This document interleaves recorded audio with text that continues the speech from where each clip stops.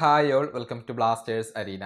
Kerala Blasters ഇന്നലെ Mumbai സിറ്റിയോട് പരാജയപ്പെട്ടുകൊണ്ട് super കപ്പിൽ നിന്നും സെമി ഫൈനലിന് യോഗ്യത നേടാതെ പുറത്തായിട്ടുണ്ട്. ഏകപക്ഷീയമായ ഒരു ഗോളിനാണ് മുംബൈ സിറ്റി ബ്ലാസ്റ്റേഴ്സിനെ തോൽപ്പിച്ചിട്ടുള്ളത്. ഫ്രെഡി അവസാനം വഴങ്ങിയ സെൽഫ് ഗോളാണ് ബ്ലാസ്റ്റേഴ്സിന് തിരിച്ചടിയായത്. യഥാർത്ഥത്തിൽ സന്ദീപ് സിംഗിൻ്റെ റെഡ് കാർഡാണ് എല്ലാ പ്ലാനുകളെയും തകിടം മറിച്ചിട്ടുള്ളത്. ഏതായാലും മുംബൈ സിറ്റിക്കും കേരള ബ്ലാസ്റ്റേഴ്സിനും ഒരേ പോയിന്റാണ്. അതായത് രണ്ട് ടീമുകൾക്കും 6 പോയിന്റുകൾ വീതമാണ് ഉള്ളത്.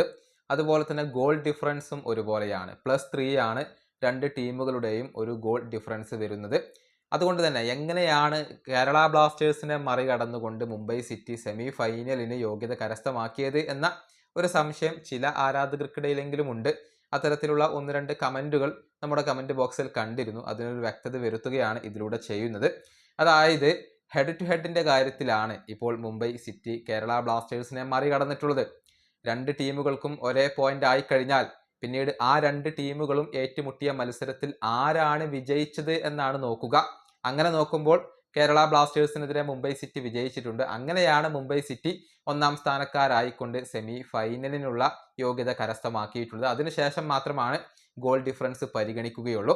അതുകൊണ്ടാണ് ഇപ്പോൾ കേരള ബ്ലാസ്റ്റേഴ്സിന് സെമി കാണാതെ പുറത്താവേണ്ടി വന്നിട്ടുള്ളത്. മുംബൈ സിറ്റിയോട് പരാജയപ്പെട്ടത് കേരള ബ്ലാസ്റ്റേഴ്സിന് അക്ഷരാർത്ഥത്തിൽ എല്ലാ അർത്ഥത്തിലും തിരിച്ചടിയായി മാറി എന്നുള്ളതാണ്. ചുരുങ്ങിയത് ഒരു സമനിലയെങ്കിലും കേരള ബ്ലാസ്റ്റേഴ്സ് സ്വന്തമാക്കണമായിരുന്നു. പക്ഷേ സ്വയം വരുത്തിവെച്ച പിഴവുകൾ കാരണമാണ് ഇന്നലെ കേരള ബ്ലാസ്റ്റേഴ്സ് സൂപ്പർ കപ്പിൽ നിന്നും പുറത്താവാൻ കാരണമായിട്ടുള്ളത്. ഈ വീഡിയോ അവസാനിപ്പിക്കുന്നു. അടുത്തൊരു വീണ്ടും കാണാം.